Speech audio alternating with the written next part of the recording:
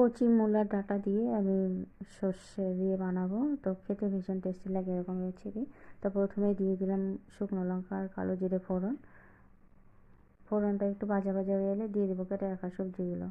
তার আগে দিয়ে দিচ্ছে কয়েকটা চেরা কাঁচা লঙ্কা। তো তেলের মধ্যে চেরা কাঁচা লঙ্কাটা ফ্রাই হয়ে যাবে। এখন দেখো যে শাকের মধ্যে যে ছোটো ছোটো মূলা থাকে সেই মূলাটা দিয়ে দিচ্ছি, আর একদম কচি কয়েকটা ডাঁটা আছে, আর পাতলা পাতলা পিস করে কয়েকটা আলু কেটে দিয়েছি, এতে করে খেতে ভালো লাগে। এখন দিয়ে দেবো এর মধ্যে পরিমাণ মতো লবণ, হলুদ, একটু লঙ্কার গুঁড়ো আর পেস্ট করে রাখা সর্ষে।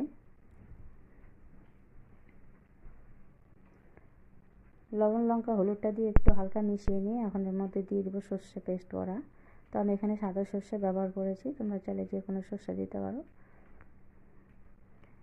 সাদা সর্ষেটা দিয়ে ভালো করে মিক্সড করে নেব। মিশিয়ে